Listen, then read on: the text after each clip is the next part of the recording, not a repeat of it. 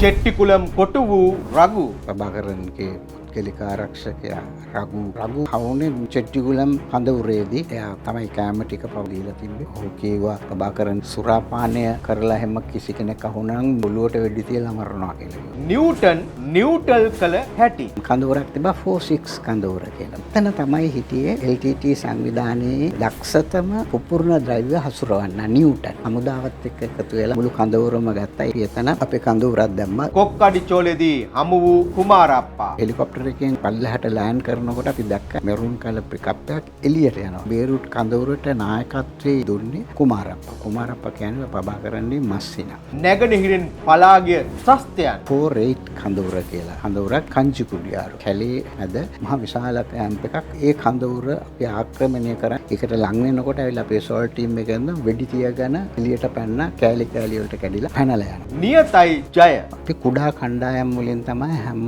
ක්‍රියාන්විතයකටම සහභාගී වුණේ. 8 man teams. වෙඩිහඬ නිහඬ කළ ශ්‍රී ලංකාවක් උදා කරනු පිණිස කැප වූ ශ්‍රී ලංකා පොලිසියේ විශේෂ කාර්ය බලකායට අනදුන් ජ්‍යෙෂ්ඨ නියෝජ්‍ය පොලිස්පති නිමල් ලෙව්කේ මහත්මයා සමගයි අද දවසේ කතා බහ. වෙඩිහඬ නිහඬ කළ ලංකාවක් උදා කරනු පිණිස සිය දායකත්වය ලබා දෙන තවත් උත්තුංග රණවිරුවේ මේ හිටපු ජ්‍යෙෂ්ඨ නියෝජ්‍ය පොලිස්පති නිමල් ලෙව්කේ මහත්මයා. මම නම කිව්වා හරියද ඔබතුමා? හරි. අපි කැමැති දැනගන්න ඔබතුමා කොහොමද මේ ශ්‍රී ලංකා පොලිසියට මැදෙන් එකතු වෙන්නේ කොහොමද කියලා දැනගන්න. ඔව් 1972 මම පොලිස් පරීක්ෂකවරයෙක් ආධුනික පොලිස් පරීක්ෂකවරයෙක් හැටියට බැඳුණා. ඒකට හේතුව වුණේ අපි මහනුවරින් කොළඹින් පිට පාසල් වල අපි වගේ තරුණයන්ට ලොකු උනන්දුවක් තිබුණා පොලිස් පරීක්ෂකවරයෙක් වෙන්න එදා තිබුණු තත්ත්වයක් එක්ක. මම්ට තිබුච්ච සුදුසුකම හැටියට මම දැක්කේ මම ක්‍රීඩාවෙන් ඉහළම තැනක හිටියේ. මම මේ බැඳෙන කොටත් මම ශ්‍රී ලංකාව නියෝජන කරපු බොක්සිං ක්‍රීඩකයෙක්.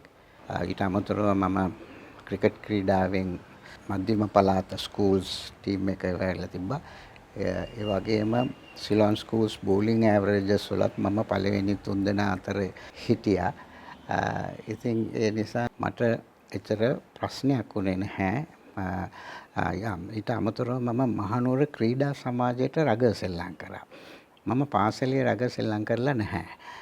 නමුත් මහනුවර ක්‍රීඩා සමාජයට මම සෙල්ලම් කරා. එතකොට එතන හිටපු පුහුණු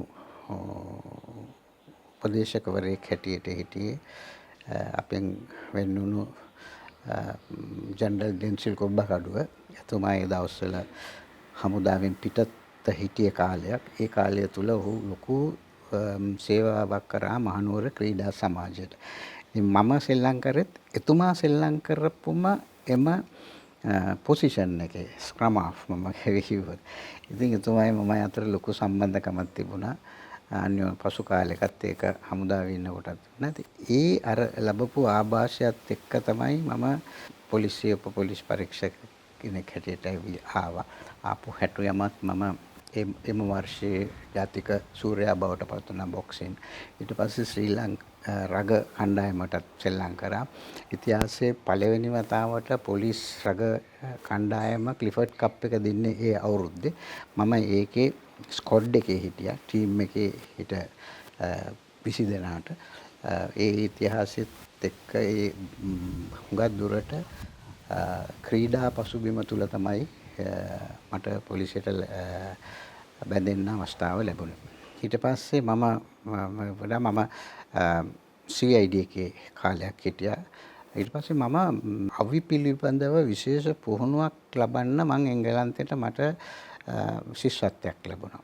ඒක විශ්වත්වයත් එක්ක විශේෂ කාර්ය බලකායට බැඳෙන්න මට අවස්ථාවක් ලැබුණා. මොකද මම හැම ඉරිදම වෙඩි පුහුණුවට කටුකුරුන්දට යනවා. ඉතින් අපි ඒක පුරුද්දක් හැටියට ඒ පිළිබඳ අපි ලොකු උනන්දුවක් දක්වයි. මොකද ඒ කාලේ වෙඩි පුහුණුව පිළිබඳ හුඟක් උනන්දුවක් දක්වුවා. මිස්ටර් රවි ජයවර්ධන එතුමා ජයවර්ධන මහත්මයාගේ පුත්‍රයා. ඔහු දක්ෂ වෙඩික්කාරයෙක් ඔලිම්පික්ස් රෙප්‍රසන්ට් කරපු. ඉතින් එතුමා අපිව දිරිගැන්නුවා මේ පිස්ටල් ෂූටින් වලට. ඉතින් අපි හැම ඉරිදාම යනවා. ඒ යනකොට එක දවසක් සෙප්තැම්බර් 1 වෙනිදා හරියටම. තාමත් වැදගත් දවසක් එදා.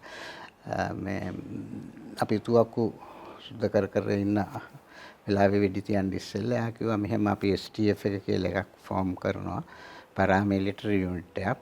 ඒකට මම අපිට ඒකට OIC කෙනෙක් අපි හොයනවා. ඉතින් මට තේරෙන විදිහට නිමල් තමයි ඔකට සුදුසු. නිමල් එන්නකෝ කියලා කිව්වා. ඉතින් මම ඒ වෙලාවේ හරි උත්තරයක් දුන්නේ නැහැ. මම කිව්වා මම බැඳලා මට පොඩි දරුවෙකුත් ඉන්නවා ඒ වෙලාවේ මගේ වයිෆුත් හරි තරුණයි. ඉතින් මම කිව්වා මම හිමින් ගෙදරින් අහලා සාකච්ඡා කරලා කියන්නම් කියලා. එදා හරි වැදගත් දවසක් කියලා මම කිව්වේ සෙප්තැම්බර් 1 වෙනිදා 84. මම ගෙදර ආවා. ගෙදර ඇවිල්ලා හන්දෑවේ වයිෆ් එක්ක මේ ගැන කතා කරනකොට මට මෙසේජ් එකක් ආවා. ෆීල්ඩ් ෆෝස් එකේ කමඩාන් හිටිය මිස්ටර් ජී.බී. දිසානායක කියලා එක්මන්ට එන්න කියලා. පස්සේ මම එතෙන්ට ගියාම කිව්වා මෙහෙමයි තික්කම්වල මේ STF එකේ ඒතකොට STF ෆෝම් කරලා තිබ්බා. නමුත් මේ නව STF එකක් හැටියට ඇවිල්ලා තිබුණේ නැහැ. ඒගොල්ලෝ විශේෂයෙන්ම කරේ උතුරේ පොලිස් ස්ථාන වලට ආරක්ෂාව සලසන යුනිට් එකක් හැටියට මේ STF එකේ නිලධාරී 4 දෙනෙක් බිම් බෝම්බයකට අහුවෙලා මැරලා තියෙනවා. තික්කම්වල ඒගොල්ලෝගේ බොඩිස් ගේනවා. ඔයා රත්මලානට යන්නේ බබා අරගන්න කියලා. ඉතින් මේක මට හරි ලොකු ප්‍රශ්නයක් වුණා ප්‍රහේලිකාවන් මට එදා තමයි මං ගෙදරට මේක කිව්වේ. දැන් ඒ කිව්වහම දැන් මේකත් එක්ක මේක එනවා අපි තරුණ අය තරුණ භාර්යාවක් කුඩා ළමෙක් ඉන්නවා. ඊට පස්සේ ප්‍රශ්නේ ඉතින් මේක හුඟක් උත්සාහයක් දරලා වයිෆ් කැමති කරවගත්තා. නමුත් ඉස්සෙල්ලා කැමති වුණේම නැහැ. නමුත් ඒ ක්‍රෙඩිට් එක යට දෙන්න ඕනේ. මොකද ඒ වෙලාවේ වෙන කවුරුත් එහෙම තීරණයක් ගන්නෙ නැහැ.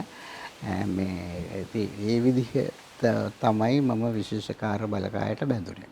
විශේෂ කාර්ය බලකායට ඔබතුමන් බැඳෙනවත් සමගම ඔබතුමාට බාර දෙන්නේ බාර දූර වගකීමක්. විශේෂයෙන්ම අපි දන්නේ ඔබතුමන් උතුරු නැගෙනහිර මේ ක්‍රියාත්මක වුණු මේ ඊළාම් යුද්ධය මැඩපවත්වා ගැනීම සඳහා ඔබතුමත් සිය දායකත්වය ලබා දෙනවා. ඔව්. අපි මේ පිළිබඳව කතා කරමු මුලින්ම. ඔව් දැන් මම කිව්වා 84 එතකොට කඳවුරු දෙකයි තිබුණේ. එක කඳවුරක් තිබ්බා කල්ලඩිවල. මිස්ටර් ඊලංගකෝන් තමයි එයා ASP ඒ වෙලාවේ ඒකේ කමාන්ඩර් වුණේ. දෙවෙනි කඳවුර කලවංචකුඩි. ඒකේ මම. ඉතින් අපි කණ්ඩායම් දෙකයි අපිට හිටියේ ඒ කාලේ නිලධාරීන් 100ට අඩුවෙන් හිටියේ කොහොමද. ඉතින් කල්ලඩි කඳවුර හිටියේ මිස්ටර් ඊලංගකෝන් මට වඩා ඩිංගක් වැඩිපුර එතන ඉන්න ඇති කියලා මම හිතනවා 120ක් විතර. නමුත් අපිට තියෙන භූමි ප්‍රමාණය සෑහෙන ලොකුයි. මම කලවංචකුඩි ඉඳන් දුවනවා පොතුවිල් පානමට යනකම්. මිස්ටර් ඊලංගකෝන් කල්ලඩි ඉඳන් මාලච්චේනේ පල්ලෙහා ඔක්කොටම දුවනවා. ඉතින් අපි හරි ලොකු අභියෝගයකට මුහුණ දුන්නා. හිටපු නිලධාරී සංඛ්‍යාව සීමිත නිසා නිලධාරීන් සෑහෙන කැපවීමකින් කටයුතු කරා. ඔයගොල්ලෝ අහන දැන් ඔය කුඩා කණ්ඩායම් සංකල්පය විශේෂ කාර්ය බලකායේ තමයි ඉස්සෙල්ලාම ඇති වුණේ. අපි කුඩා කණ්ඩායම් වලින් තමයි හැම ක්‍රියාන්විතයකටම සහභාගී වුණේ. 8-man teams. ඉතින් ඒ වගේ කඩලා ක්‍රියාන්විත ගණනාවකට වෙලා. එතකොට කඳවුරේ ඉන්න නිලධාරීන්ගෙන් එක කොටසකට හම්බ වෙනවා දවස් 60කට පස්සේ ගෙදර යන්න. දවස් 60කට පස්සේ ඒ කියන්නේ 20කට 25කට හම්බ වෙනවා. තවත් ඉන්නවා 10ක් විතර සුබ සාධනීය සඳහා කෑම බීම ගේන්න ඒක. ඊට පස්සේ ඉතුරු හරිය සම්පූර්ණයෙන්ම මෙහෙමුට දිවා රෑ දෙකේම මෙහෙයුම්. ඒක කුඩා කණ්ඩායම් වලින් රැට ගිහම එලි වෙලා ඉන්නේ. සමහරවිට එලි වෙන ජාමෙට ගිහිල්ලා වතෙන්නේ. ඒකේ අපිට තිබ්බ සංකල්පයක් තිබ්බා අපිට. එකක් තමයි අපිට ලැබිලා තිබ්බ පුහුණුව. අති විශිෂ්ට පුහුණුවක් ඒ බ්‍රිටිෂ් SAS එකේ හිටපු නිලධාරීන්ගෙන් අපිට ලැබුණා. ඉතින් ඒක තුල අපි ඊටමත් විනයගරුක ඊටමත් කඩිසර හමුදාවක් බවට පත් වුණා. නිලයන් පිළිබඳ කිසිම වෙනසක් තිබුණ නැහැ. මොකද අපි සියලු දෙනාම සහභාගී වෙනවා. මම ASP කෙනෙක් වෙලත් එහෙමයි, SP කෙනෙක් වෙලත් එහෙමයි, SSP වෙලත් එහෙමයි, DIG වෙලත් මේ මෙහෙම මුලදී අපි ඔක්කොම එකට තමයි යන්නේ. ඒ කණ්ඩායම් හැඟීමෙන් තමයි හැම තැනකදීම කටයුතු කරේ. ඉතින් මේ භූමියේ පාලනය අපේ සංකල්පය උනේ ඒකයි.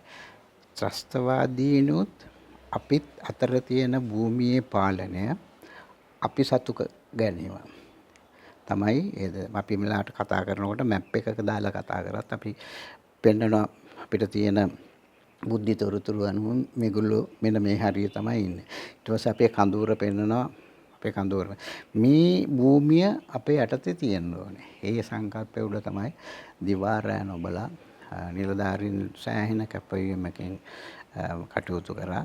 ඒ තුලින් තමයි මඩකලපුව අම්පාර ඒ හැම ප්‍රදේශ දෙකම අපිත් කිසිම ත්‍රස්තවාදී භූමියක් හැටියට කිසිම දවසක ඔය කියන කිසි කෙනෙකුට තිබුණ නැහැ. ඔය අපි දකිනවා එක ත්‍රස්තවාදීන් අහවලේ මේ පළාතේ නායකයා ඒ කිසිම පළාතක් තිබුණ නැහැ. ඒ හැම පළාතක්ම අපි කාලයත් එක්ක අපි නතු කරගත්තා. ත්‍රස්තවාදීන් හඳුනා ගැනීම ඔබ පෙර ආතුව සිදු කරයි කියලා ඉතිහාසයේ සඳහන් වෙනවා. ඔව් ඒක ඇත්ත වශයෙන්ම අපි ඇවිල්ලා මම දකින්නේ අපි යුද්ධයක් නෙමෙයි. යුද්ධය කියන වචනේ මම පාවිච්චි කරන්න කැමති නෑ. මොකද යුද්ධයක් කියන්නේ කණ්ඩායම් දෙකක් ප්‍රදේශ දෙකක එහෙම නැත්නම් භූමියේ එක පැත්තක ඉඳගෙන තව පැත්තක. එහෙම නෙමෙයි. මෙතන ත්‍රස්තවාදීන් සමාජය තුල හිටියේ. එහෙම නැත්නම් ගම්මාන තුල හිටියේ. ඉතින් අපි මේ ගම්මාන වලට ඇතුල් වෙන්නේ කොහොමද? එහෙම නැත්නම් එම සමාජයට ඇතුල් වෙලා ත්‍රස්තවාදීන් හඳුනාගෙන මහජනයා එකෙන් බේරාගන්න. ඇත්ත වශයෙන්ම ඔය දෙමළ ඩයස්පෝරා එහෙම ඔය කතා කරන දේ ගැන මම හරි කනගාටු වෙනවා. මොකද අපි කරේ ඇත්ත වශයෙන්ම සියලුම ඒ ප්‍රදේශයේ ඉන්න සියලුම ජනයාගේ ආරක්ෂාව සැලසීම. ඔය කියන ඩයස්පෝරාව ඒගොල්ලන්ට ආරක්ෂාවක් තියා කිසි දෙයක් කරේ නැහැ. අපි තමයි දෙමළ මිනිස්සුන්ව ආරක්ෂා කරේ. අපි තමයි මුස්ලිම් මිනිස්සුන්ව ආරක්ෂා කරේ. අපි තමයි සිංහල මිනිස්සුන්ව. ඔය කිසිම වෙලාවක අපි දෙමළ මිනිස්සුන්ට හිරිහැරයක් වෙන්න ඉඩ තිබ්බේ නැහැ. හොඳ උදාහරණයකට ගත්තොත් එහෙනම් මම කාර්තිව් වල හිටියා. කාර්තිව් කියන්නේ සම්පූර්ණ දෙමළ ගම්මානේ. අනිත් මේ කඳවුර වටේටම තියෙන දෙමළ ගෙවල්. කිසිම ගයක් අයින් කරේ නැහැ. අපේ සංකල්පය වුණේ මේ මිනිස්සු එහෙම වෙන්න ඕනේ. අපේ දක්ෂතාවය තමයි මේ ත්‍රස්තවාදියා හොයාගන්න එක. ඒ නිසා මම මුලින් ඉඳන්ම ත්‍රස්තවාදිය පිළිබඳ දැනුවත් වෙන්න CID එකට ගිහිල්ලා CID එකෙන් තිබ්බ ගැසට් නොටිෆිකේෂන්ස් ඒ වගේ තිබ්බ කේසස් වල රෙකෝඩ්ස් ඒවා අරගෙන ත්‍රස්තවාදීන් ඒ කණ්ඩායම් ගණනාවක් තිබ්බා ඒ වෙලාවේ. EPRL එක තිබ්බා, ප්ලොට් එක තිබ්බා, ඊරෝස් එක තිබ්බා, ටෙලෝ එක තිබ්බා, TMPP තිබුණා. ඒ වගේ ඒ ඔක්කොගේම පිළිබඳව අධ්‍යයනයක් කරලා හැම කෙනෙක් පිළිබඳවම යම්කිසි පැහැදීමක්. ඊට අමතරව ඒ පළාතේ මඩකලපුව අම්පාර පළාතේ ඉන්න ත්‍රස්තවාදීන් කවුද? මොනවද තියෙන්නේ? මොකද අපි දැනගෙන හිටියා 83 ජේල් බ්‍රේක් එකෙන් එළියට ආපු මිනිස්සු හිටියා ඒ වෙලාවේ. ඒගොල්ලෝ කවුද? ඊට පස්සේ මම ගියා CRD එකට, ක්‍රිමිනල් රෙකෝඩ්ස් ඩිවිෂන් එකට ගිහිල්ලා ඒකෙන් මේ ත්‍රස්තවාදීන්ගේ තියෙන ෆොටෝස් ඔක්කොම ගත්තා තියෙනවා. ඒවා අරගෙන ඒවා මම අරන් ගියා. ඊළඟ නිලධාරීන්ව දැනුවත් කරා. අපි හොයන්නේ මේක මේ දෙමළ මිනිස්සුගේ මේක අපිට දෙමළ මිනිස්සු එක්ක කිසි ප්‍රශ්නයක් නැහැ. මේක තියෙන්නේ ත්‍රස්තවාදීන්ද අපි සමාජයෙන් තෝරා බේරා ගන්න ඕනේ ත්‍රස්තවාදීන් කවුද කියන්නේ. එහෙම නැතුව අපිට කවදාකවත් මේ ප්‍රශ්නේ විසඳන්න බෑ. මොකද මහජන සහයෝගයක් නැතුව මොනම හමුදාවකටවත් සාර්ථක ප්‍රතිඵල ලබා ගන්න බෑ. මොකද සමාජය තුල තමයි ත්‍රස්තවාදියා ඉන්නේ. උදාහරණයකට ගත්තොත් මාළුවා ඉන්නේ වතුරේනේ. වතුරේ නැතුව මාළුවට ඉන්න බෑ. ඒ කියන්නේ ත්‍රස්තවාදියා ඉන්නේ මහජනයා සමාජයේ. ඉතින් මහජනයා තුල ඉන්න ත්‍රස්තවාදියා තෝරා බේරා ගන්න ඕනේ අපි. අපේ හැම නිලධාරියෙකුටම මේ පණිවිඩය දීලා තිබ්බේ. ඒ නිසා ඒගොල්ලෝ හැම වෙලේම මෙහෙයුමකදී වුණත් උනන්දුයෙන් අපි අර හොයාගෙන තියෙන විස්තර එක්ක යනවා. කරුණු වලට යටහත්ව තමයි අපි කරන දෙයක් කරන්නේ. නැත්තම් අපිට ලොකු ප්‍රශ්නයක් වෙනවා. අපි මේක උසාවියට රිපෝට් කරන්න ඕනේ. ඒ නිසා යනකොට අපි එන්ට්‍රියක් දානවා මේ වගේ ලැබුණු තොරතුරක් අනුව අපි යනවා. එතකොට යන කණ්ඩායම පිළිබඳ විස්තර ඔක්කොම දානවා මේ වෙපන්ස. ඊට පස්සේ ආවහම අපි කරපු දේ අර නීති ප්‍රකාරව උසාවියට කරුණු ඉදිරිපත් කරන්න පුළුවන් වෙන විදිහට අපි සටහන් යොදනවා. මොකද එහෙම කරේ නැත්නම් අපිට අනිවාර්යයෙන්ම ප්‍රශ්න මතුවෙනවා. මොකද ඒගොල්ලෝ උසාවියකට ගියොත් එහෙම අපි ඒ හින්දා අපි කිසිම වෙලාවක ඒ වගේ අවස්ථාවල් වලට මුහුණ දෙන්න උන්නේ නැහැ. අභියෝග ආවා. නමුත් අපි අතන හරියට කටයුතු කරලා තියෙනවා. මොකද අපි ඇවිල්ලා විශේෂකාර්ය බලකාය ත්‍රස්තවාදයේ මැඩලීම සඳහා බිහි වුණු හමුදාවක්. ඒතර කවුන්ටර් ටෙරරිස්ට් යුනිට් එකක්. ඉතින් එතකොට නීතියත් එක්ක තමයි අපි යන්නේ. ඒකට නීතියට කණ්ඩායමේ තියෙනවා හැකියාව, දක්ෂතාවය, පුහුණුව, විනය මේ සියලු දේ එක්ක තමයි ඒ ප්‍රදේශවල පාලනය නතු කරගන්න පුළුවන් උනේ. අර මම කිව්වා අපේ අභිප්‍රාය උනේ හැම වෙලේම මහජන ආරක්ෂාව. තව දෙයක් මම පොඩ්ඩක් ඉස්සරහට යනවා. මම කිව්වා මම කාර්තිව් වල හිටියේ කියලා. ද්‍රවිඩ ජනතාවගෙන් කොටසක් ඉන්නවා සුරාපානය කරනවා. ඉතින් ඒ ගමේ ඉන්නවා ඒ වගේ ගොඩක්. ඉතින් ඒලා සමහරලාට ගෙදර ආරවුල් ඇති වෙනවා. ඒ ආරවුල් ඇති වුනහමත් හුඟක් වෙලාවට අපිට වෙලා තියෙනවා භාර්යාව දුවගෙන ඉන්නේ අපේ කැම්ප් එකට. ඒ කියන්නේ අපි කරේ මිනිස්සුන්ගේ විශ්වාසයක් ගොඩනගලා තිබ්බා. අපි ආරක්ෂකයෝ කියන. ඒක තමයි අපිට හැම වෙලේම දෙන්න ඕන පණිවිඩේ. ඒ තුල තමයි අපේ සාර්ථකත්වය රඳා පැවතුනේ. පොලිස් විශේෂ කාර්ය බලකාය සතු වික්‍රමාන්විත මෙහෙයුම් රැසක් තිබෙනවා. ඔබතුමන් සිය දායකත්වය ලබා දෙන ක්‍රියාන්විත සහ මෙහෙයුම් කීපයකටයි දැන් යන්නට අපි සූදානම්. මගේ මතකයේ හැටියට ඉස්සෙල්ලාම ලැබිච්ච තොරතුරක් වන කෝමාරි ගම්මානයේ ත්‍රස්තවාදීන් සිටින බවට ලැබුණු තොරතුරක් අනුව හමුදාවත් එක්ක එකතු වෙලා මෙහෙයුමක් තියත් කරා. විශේෂයෙන්ම කෝමාරි ගම්මානය සෝදිසි කිරීම සඳහා. ඒකට හමුදාව සහභාගී වුණා. ඊට අමතරව හෙලිකොප්ටර්ස් 5ක් අපි භාවිතා කරා. ඒ හෙලිකොප්ටර්ස් 5න් ඉස්සෙල්ලාම කෝඩන් එක දැම්මට පස්සේ හෙලිකොප්ටර්ස් 5කින් අපි ගිහිල්ලා බැස්සා. ඒ හෙලිකොප්ටර් ස්ක්වැඩ්‍රන් එකේ නායකත්වය දරුවේ විශේෂකාර්ය බලකාය එකකේ මම.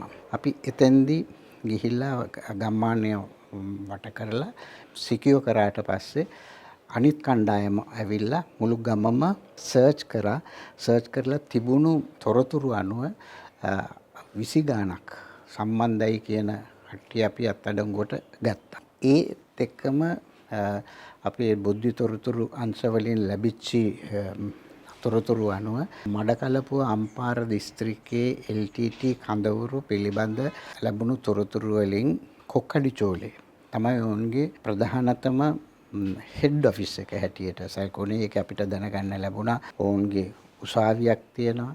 ඒට අමතරව බැංකු පද්ධතියක් හන් කරනවා. වගේම තව මේ සියලුම කඩ වල පාලනය සතුයි පොලිසියක් තියෙනවා. ඒ ඔක්කොම මේ ක්‍රියාන්විතය සම්පූර්ණයෙන්ම විශේෂ කාර්ය බලකායේ නිලධාරීන්ගෙන් සමන්විත කණ්ඩායම් දෙකක්. එකක් භූමියෙන් එන කණ්ඩායමක් වෙල්ලාවැලි කලවංචි කුඩි හරහා එන්නටත් අනිත් කණ්ඩායම මණ්ඩපත්තඩි පාරෙන් ඇවිල්ලා වවුනතිව් හරහා එන්නටත් ඒ අය ස්ථානයට කිට්ටු වෙන්න අවස්ථාවේදී ගුවනින් හෙලිකොප්ටර්ස් 3කින් 8 දෙනාගෙන් සමන්විත කණ්ඩායම් 3ක් අපි ගොඩ බැස්සා. මගේ කණ්ඩායම තව කණ්ඩායම් දෙකේ එක කණ්ඩායමකට බහිනකොටම ත්‍රස්තවාදීන්ගෙන් ප්‍රහාරයක් එල්ල වුණා. ඒකට හේතුව උනේ හෙලිකොප්ටර් එකයි භූමියයි අතරදී හරියට කොමියුනිකේට් කරගන්න බැරි වුණා. බහිනවද නැද්ද කියන එක. නමුත් ඒගොල්ලෝ බැස්සාම ඒගොල්ලන්ට වැදගත් එතෙන්දී අපේ එක නිලධාරියෙක් ජීවිතාක්ෂයටපත් වුණා. තවත් නිලධාරියෙකුට තුවාල වුණා. අනිත් හෙලිකොප්ටර්ස් වලින් කවරින් ෆයර් දීලා තිබා. ඊට පස්සේ අනිත් තැන් දෙකේදී විශේෂ කාර්යබලක කණ්ඩායම් බැස්ස නිසා ඔවුන් තේරුණා විශාල කණ්ඩායමක් දැන් මේ ගම්මානයට ඇතුල් වුණා කියන එක. හින්දා ඔවුන් පසු බැස්සා. එතකොට එතන ඔවුන්ගේ ආධිපත්‍යය පතුරවාගෙන තිබ්බා. අර කිව්වා වගේ එතන තිබ්බා ඔවුන්ගේ බැංකුවක් තිබ්බා. ඔවුන්ගේ පොලිසියක් තිබ්බා. ඊට අමතරව ප්‍රධානම දෙයක් තිබ්බා ඒගොල්ලෝගේ ප්‍රෝන් ෆාම් එක. පිටරට අරින ඇමරිකාව කම්පැනි එකකින් ප්‍රෝන් ෆාමින් කරා. ඒක මේගොල්ලෝ අල්ලගෙන හිටියා. ඒකෙන් ඒගොල්ලෝ සල්ලි ගන්නවා. නමුත් ඒකට සිකියුරිටි හැටියට මේගොල්ලෝ වැඩ කළා තිබ්බා. ඒවා ඔක්කොම අපේ ග්‍රහණයට අහු වුණා. මේ ක්‍රියාන්විතයට සමගාමීව මේකට සහයෝගය දෙන්න කණ්ඩායම් දෙකක් අර ආපු එකෙන් එක කණ්ඩායමක් බෆල් එක බිම් බෝම්බයකට අහු වුණා. බෆල් එකේ හිටපු සියලුම නිලධාරීන් ජීවිතාක්ෂයටපත් වුණා. අපි ක්‍රියාන්විතය අතහැරියේ නැහැ. අපි ක්‍රියාන්විතයෙන් මේ මුළු ප්‍රදේශෙම අපේ ග්‍රහණයට නතු කරගත්තා. අරගෙන ඒකේ අපි කඳවුරක් ස්ථාපිත කරා. ඒ කඳවුර දිගටම පවත්වාගෙන ගියා. ඒ බේරුට් කඳවුරට නායකත්වයේ ඒ කාලේ දුන්නේ කුමාරප්පා. කුමාරප්පා කියන්නේ ප්‍රභාකරන්ගේ මස්සිනා. නමුත් එයා බේරුණා. මොකද පල්ලෙහා හෙලිකොප්ටර් එකෙන් පල්ලෙහාට ලෑන්ඩ් කරනකොට අපි දැක්කා ඒ පිකප් එකක් මෙරුන් කලර් පිකප් එකක් එළියට යනවා. නමුත් ඒකට වෙඩි තිබ්බට එයා වාහනෙන් පැනලා දුවලා තිබ්බා. ඒකෙන් ඔහු ගිහිල්ලා කැලේට පැනගෙන තිබ්බා. නමුත් ඊට පසු කාලයක අපි මුළු ප්‍රදේශයම අපේ ග්‍රහණයට අසු කරගත්තා. ඒකලා මේ මඩකලපුව දිස්ත්‍රික්කයේ තිබුණු ප්‍රධානම මූලස්ථානය අපේ ග්‍රහණයට හසු කරගත්තා. නමුත් තාමත් අවසනාවන්ත ලෙස අපේ නිලධාරීන් 13 දෙනෙක් ජීවිතාක්ෂයටපත් වුණා. ඒ ඇවිල්ලා ඒ බේරුට් කඳවුර සම්බන්ධයි මඩකලපුවේ ප්‍රධානම කඳවුර. ඊට අමතරව මේගොල්ලොන්ගේ තිබුණා 48 කඳවුර කියලා කඳවුරක්. ඒක තිබුණේ කංජිකුඩියාරු. කංජිකුඩියාරු කියන්නේ තිරුකෝවලින් ගිහිල්ලා සාගමන් කන්ද පහු කරලා ඇතුළට ගියහම අම්පාර දිස්ත්‍රික්කයකට යන කිලෝමීටර්ස් 20ක් විතර ගියහම කැලේ මැද විශාල කඳවුරක්. ඒකේ ට්‍රේනින් බේස් එක තිබුණා. එතකොට බේකරි, ඒකට කියනවා බේකරි කැම්ප් කියලා. මොකද බේකරියක් තිබුණා. ඒ වගේ මහා විශාල කැම්ප් එකක්. මේකට සැලසුමට අපි හමුදාවත් එක්ක සැලසුම් කරලා කරේ. ඒ වෙලාවේ නීල් ඩයස් මහත්මයා හිතන්නේ අම්පාර බාරෝ හිටියා ආමි එකේ. අපේ කමඩාන් ලයනල් කරුණාසේන අපි ඔක්කොම ඒ කඳවුර අපි ආක්‍රමණය කරා. නමුත් අපි ආක්‍රමණය කරනකොට උනේ අපි ලං වෙනකොට මේකද විශාල කණ්ඩායමක් හැටියට යනකොට අපි දැක්ක දෙයක් තමයි ඒගොල්ලෝ කිසිම වෙලාවක අපිත් එක්ක ඉඳලා සටන් කරන්න එන්නේ නැහැ. පැනලා යනවා. ඒ නිසා එතෙන්දී අපි ඒකට ලං වෙනකොට ඇවිල්ලා අපේ සෝල් ටීම් එකෙන් වෙඩි තියගෙන එළියට පැන්න කෑලි වලට කැඩිලා. මොකද එතන ත්‍රස්තවාදීන් 3 දෙනෙක් මගේ මතකයේ හැටියට අපි එක්කෙනෙකුට වෙඩි ඇදලා තුවාල වුණා අතට. ඒ ඇරෙන්න වෙන. නමුත් ඒ කඳවුර අපි අල්ලගෙන අපි එතන විශේෂකාර බලකායේ කඳවුරක් දැම්මා. ඒකට පාරේ ඉඳන් කෑම ගෙනියන්න ඕනේ. පැය 2ක් යනවා යන්න පයින්. ඉතින් අපි ඔක්කොම නිලධාරීන් හැටියටත් අපි යනවා එහි. ඉතින් වගේ හරි කටුක දිවියක් ගෙවුවා. නමුත් ඒක ඉතාමත් කැපවීමකින් නිලධාරියට භූමියේ පාලනය තියාගන්න ඕන නිසා ඒ ක්‍රියාන්විත ඒ විදිහට කරා. ඊට පස්සේ තව වැදගත්ම කඳවුරක් තිබ්බා 46 කඳවුර කියලා. ඒ 46 කඳවුරේ කරදියනාරු ෆාම් එක. එතන තමයි හිටියේ LTT සංවිධානයේ දක්ෂතම පුපුරන ද්‍රව්‍ය හසුරවන්න නිව්ටන්. මේ පිළිබඳ අපි අධ්‍යයනයක් කරලා තිබා මාස ගණනාවක්ම. ඊට පස්සේ අපි හැම දෙයක්ම හොයාගෙන හමුදාවත් එක්ක එකතු වෙලා ක්‍රියාන්විතයක් කරා. ඇසෝල්ට් එක කරේ විශේෂකාර බලකයි. ඒකේ මම හිටියා. එතෙන්දී අපේ එක නිලධාරී දෙන්නෙක් වෙඩි වැදිලා වෙලා අපි ගෙනාවා. අනිත් අය සිසේ ගිලා අපි මුළු කඳවුරම ගත්තා. ඒකේ තිබ්බ සියලු දේවල් අපි අත්සකට අරන් අපි එතන අපේ කඳවුරක් දැම්මා. දිගටම ඒ කඳවුර පවත්වාගෙන ගියා. ඒ කඳවුර දාපු එකෙන් උනේ බක්මිටියාව ගමටත් ඒ වගේම එතනින් එහාට තිබුණු අනිත් සිංහල ගම්මාන වලට තිබ්බ තර්ජනය නැති වුණා. දැන් ඉතිහාසය දිහා බලපුවම සිංහල ගම්මාන බක්මිටියාවට ගැහුවා. මංගලගමට ගැහුවා. අරන්තලාවට ගැහුවා. මේ සිංහල අපි කරපු වැඩේ අපේ හැම මෙහෙයුමක්ම උනේ මේ තැන්වලට ගහන්න උන්ට එන්න තැනක් තියෙන්න ඕනේ. කොහේ හරි තැනක ඉඳලා තමයි එන්න ඕනේ. අපි ඒ තැන් හොයාගත්තා. හොයාගෙන ඒ කඳවුරු ඕන් ඉන්න තැන් අපි ක්‍රියාන්විත මාර්ගයෙන් සුණු විසුණු කරා.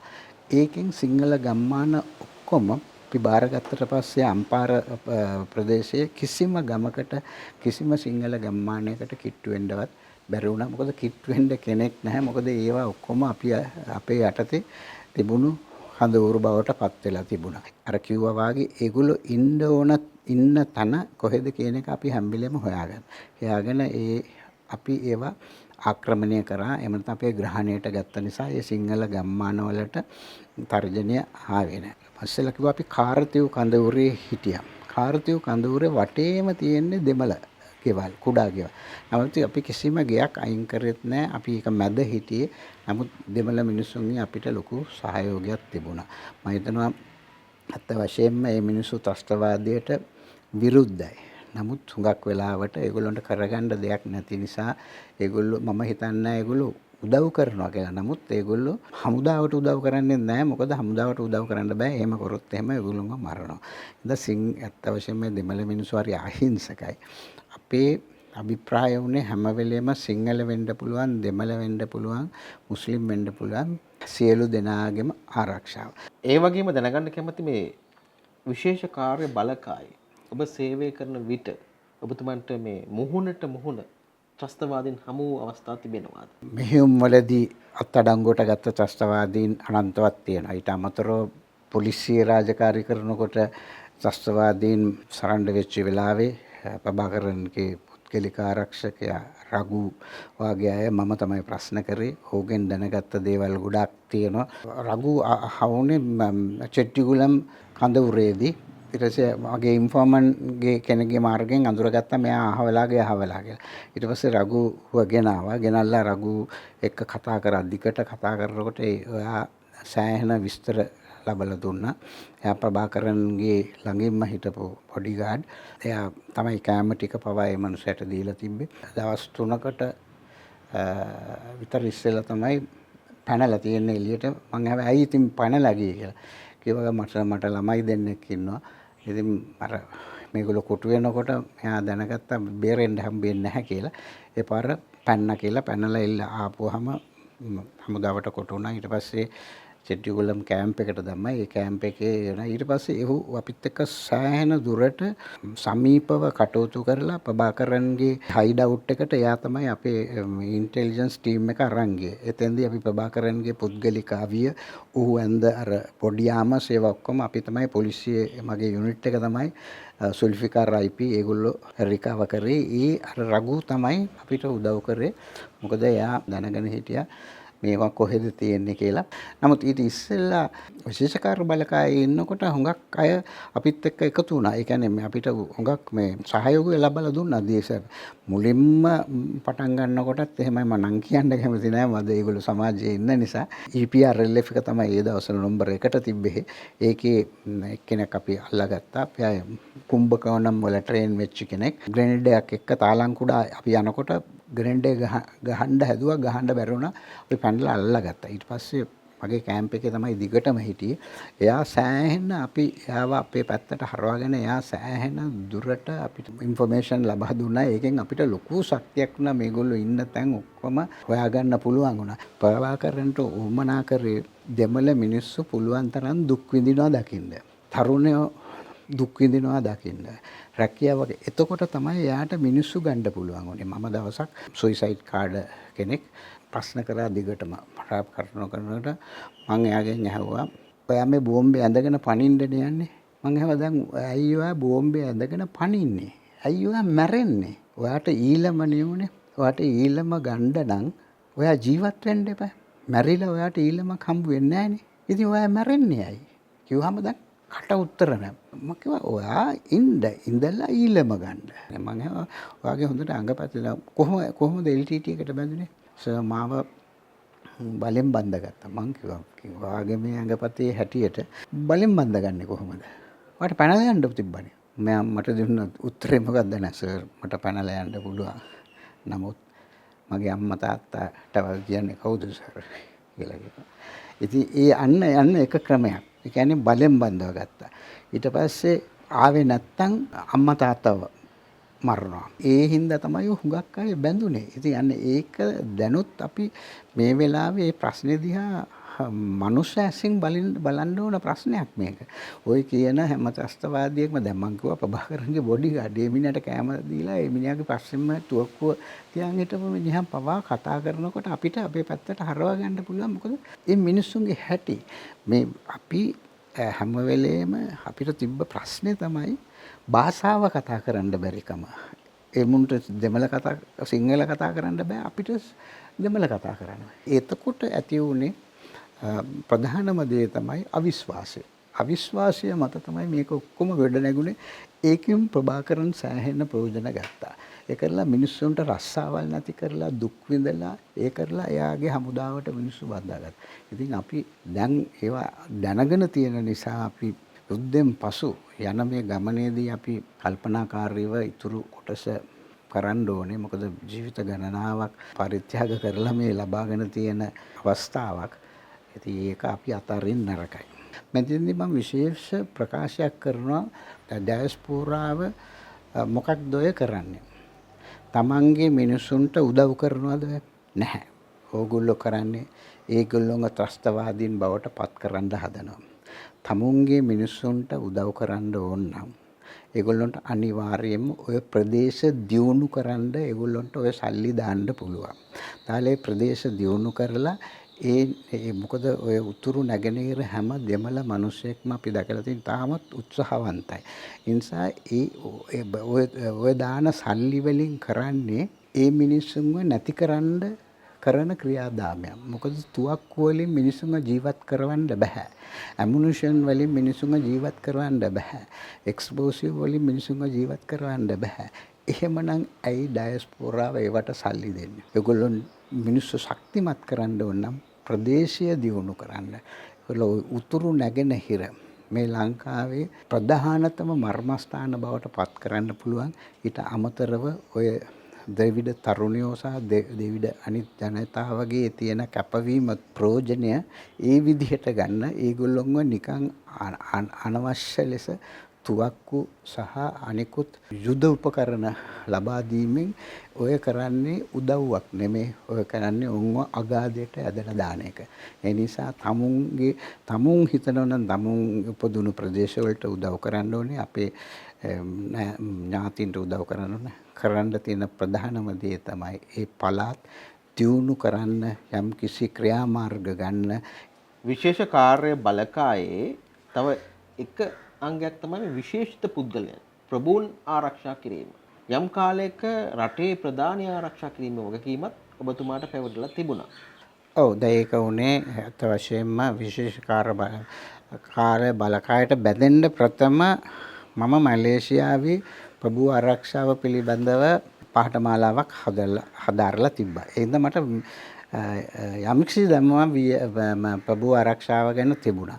ඒකල මම 80 දශකයේ හිටපු පොලිස්පති ආනා සෙනවිරත්න මහත්තයාගේ සිකියුරිටි ඔෆිසර් හැටියට හිටියා. ADC හැටියට හිටියා. ඒ අතරතුර තමයි පාර්ලිමේන්තු බෝම්බේ පිපුරුවේ. මේ ප්‍රශ්නේ ඇති වෙච්ච වෙලාවේ මම හිටියේ විශේෂ කාර්ය බලකායේ පුහුණු කඳවුර බාරව. එතකොට අපිට හිටපු පුහුණු කරුවන් සියලු දෙනාම විදේශික හිටියේ. ඒකේ බාරව තමයි මම හිටියේ. මාව ගත්ත මේ VIP security unit එක ෆෝම් කරන්න විශේෂ කාර්ය බලකාය. ඒකට අපි කණ්ඩායමක් අරගෙන අපි පුහුණු කරලා ඒකට නායකත්වය දුන්නේ මම. ජනාධිපති ආරක්ෂක අංශය තිබුණා SSP මහත්තයෙක් යටතේ. නමුත් අර ප්‍රභූ ආරක්ෂක සමීප කණ්ඩායම එහෙම නැත්නම් ඇඩ්වාන්ස් ටීම්ස් වාගේ ඒ විශේෂ රාජකාරිය කරේ විශේෂකාර බලකායේ අපි වාගේ ඒ පුහුණුවක් ලැබුවු කට්ටිය. ඒක පුහුණු කරන්න ජයාජාවර්ධන මහත්මයාගේ කාලේ ඊශ්‍රායලෙන් ඉන්ස්ට්‍රක්ටර්ස්ලා 4 දෙනෙක් ගෙනාවා. ගෙනල්ලා තමයි කණ්ඩායම් දෙකක් පුහුණු කරේ. ඒ නැවත පුහුණුව ලැබලා තමයි මම මේ රාජකාරියට ගියේ. එතෙන්දී ජයාජාවර්ධන මහත්තයාට එදා තිබුණු තර්ජනය දෙපැත්තක් තිබ්බා. LTT එක පැත්තකින් තිබ්බා. GVP ප්‍රශ්නෙත් තිබුණා. මොකද ඒ හැමතැනම බෝඩ් ගහලා තිබ්බා JR මරමු අරෙහිමේ කියලා. ඉතින් ඒ වක්ක අපි තාමත් කැපවීමකින් ඒ රාජකාරිය කරා. ඒක කරන්න නිලධාරීන්ගේ ලොකු කැපවීමක් තිබුණා. ඉතින් ඒ වගේ ඒකත් ලොකු අභියෝගයක් බවට පත් වුණා. ඉතින් ඒ නිසා හරි කණ්ඩායම තෝරාගෙන ඒ රාජකාරිය කරන්න අපි සියලු දෙනාම හැම සුමානෙම අනිවාර්යයෙන්ම වෙඩි පුහුණුවට යනවා. වෙඩි තිබීමේ හැකියාව ඒ තරමට ගෙනෙන්න විනයගරුක වෙන්න ඕනේ. එහෙම නැතුව ඒ தත්ත්වයට එන්න බෑ. ඉතින් ඒ තුල අපි මම හිතන්නේ ජයවර්ධන මහත්තයාගේ වැඩ කරපු නිලධාරීන් වෘත්තිකයි. අපි කවුරුත් ජයවර්ධන මහත්තයා වඳුරගෙනවත් දැනගෙනවත් තිබේ. අපි දන්නේ මිස් රවි ජයවර්ධන නිසා. ඔහුත් අපි දිහා බැලුවේ වෘත්තිකව හැටියට. අපි වෘත්තිකව හැටියට තමයි එදා ඒ රාජකාරී කරේ. අපි ඒක ඉහළට ගිහිල්ලා ඊට පස්සේ ආපු අනික් දේශපාලනඥයෝ පවා විශේෂකාර බලකාය ඒ මේ ප්‍රභූ ආරක්ෂක අංශය තමයි හැම කෙනෙක්ම ඉල්ලන්න පටන් ගත්තේ. ඉස්සර අපි දකිනවා මේ සමහර ඇමතිවරු පක්ෂ මාරු කරනවා. ඇවිල්ලා ඉල්ලන පළවෙනි දේ තමයි මට VIP STF එකෙන් සිකියුරිටි ටීම් එකක් දෙන්න. ඉතින් ඒ වාගේ තත්යකට ගෙනාවේ නිලධාරීන්ගේ කැපවීම සහ ඒ පුහුණුවෙන් ලැබලා තිබුණු පන්නරය උඩ. ත්‍රස්තවාදීන් සතුව මේ මරාගෙන මැරෙන බලකායක් වෙනම හිටියා. ඒ වගේම මේ ත්‍රස්තවාදීන් මේ කොළඹ සහ තදාසන්න ප්‍රදේශවල මේ පිපිරීම් කටයුතු සිදු කළා. මේ පිළිබඳව මනා අධ්‍යයනයක් ඔබතුමා සිදු කළා. ඒ ගැනයි දැන් කතා කරන්නේ. ත්‍රස්තවාදී අරගලයේ ප්‍රධානතම භූමිකාව බවට පත් වුණේ පුපුරන ද්‍රව්‍ය භාවිතා කිරීම තුලින් ගෙන ගිය ක්‍රියාදාමය. ඒකට තමයි අපිට හරි විසඳුමක් හොයාගන්න බැරි වුණේ. පළවෙනිම මරාගෙන මැරෙන බෝම්බ ප්‍රහාරය යුතුනේ 87 නෙල්ලියඩි කඳවුරට මිල කියන ත්‍රස්තවාදියාගේ නම වසන්තන් මූමන් එක මිල ට්‍රක් එකක් පුරවගෙන ගිහිල්ලා ඒකේ කැම්ප් එකට ඇතුළට ගෙනිහිල්ලා නිලධාරී ගණනාවක් ඝාතනය කිරීම. ඊට පස්සේ ඉතිහාසය දිහා බලනකොට සිදුවීම් 123ක් ලංකාවේ සිදු වෙලා තියෙනවා. ඒකෙන් 46ක් බඳපටි, 44ක් බෝට්ටු, 26ක් වාහන, ප්ලේන්ස් දෙකක්, කණ්ඩායම් 8ක්. මේ ලෝකේ දෙවැනි තැනට ත්‍රස්තවාදීන් මෙවැනි විශාල පිරිසක් මරාගෙන මැරෙන බෝම්බකරුවන් හැටියට බිහි වුණේ ශ්‍රී ලංකාවේ. ඊට අමතරව තව ඉතාමත් අවාසනාවන්ත සිදුවීමක් තියෙනවා. සුයිසයිඩ් කරගන්නවා සයනයිට් අරගෙන. ඉස්සෙල්ලාම 74 තමයි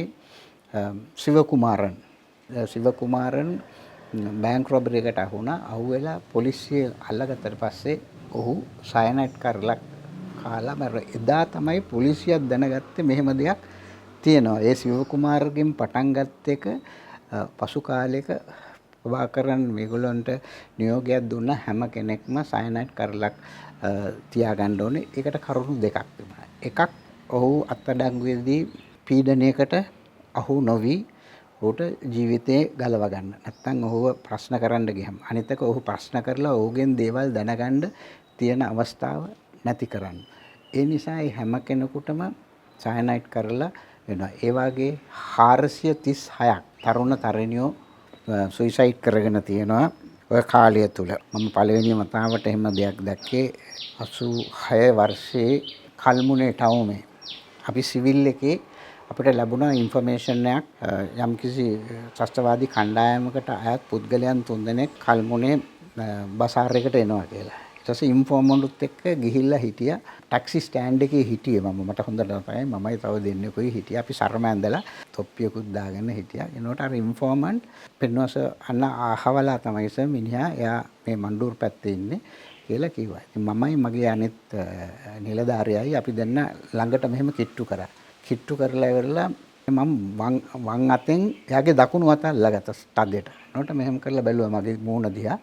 වචනයක් කතා කරේ නැහැ සාක්කුවෙන් මොකක්ද දෙයක් අරන් කටේ දාගත්තා. විනාඩියක් ගියේ නැහැ කටෙන් පෙන දාගෙන මේ මිනිහා වැටුණා. පස්සේ අපි ටැක්සි එකට දාගෙන කල්මුනේ හොස්පිටල් එකට ගෙනිච්චාම ડોක්ටර් කිව්වා මේ එයා සයනයිට් අරගෙන කියලා. අපි එතකන් අපි සයනයිට් කියලා දෙයක් හරියට දැකලවත් තිබුණේ නැහැ. ඉතින් නෑ මෙතන මම කල්පනා කරේ එක වචනයක් කතා කරේ නැහැ. මට වචනයක් කතා කරන්න හම්බුනේ නැහැ. ඒ මනුස්සයා වචනයක් කතා කරෙත් නැහැ. ඒ මනුස්සයා තමුන්ගේ ජීවිතය පරිත්‍යාග කරන්න ලෑස්ති වෙලා හිටියා. සයනයිට් වලින් වෙච්ච දේ, එක්ස්ප්ලෝසිව්ස් වලින් වෙච්ච දේ මම හිතන්නේ අපි කිසිම දවසක මේ රටේ විය යුතු නැහැ කියලා තමයි මම හිතන්නේ. විශේෂ කාර්ය බලකායටත් ඒ වගේම ශ්‍රී ලංකා පොලිසියටත් ඔබතුමාගේ සේවය වසර 40ක් නොකඩවා ලබා දෙනවා. අද විශ්‍රාම සුවයෙන් කාලය ගත කරනවා. ඔව් ඉතින් ඒ ගැන ආපහු හැරලා බලනකොට මම හිතනවා මේ රටේ තිබුණු ඉතාමත් අවශ්‍යම අවස්ථාවකදී මට ඒ අවස්ථාව යම් කිසි විදිහක මගෙන් සේවයක් කරන්න ලැබීම ගැන මම සන්තෝෂ වෙනවා.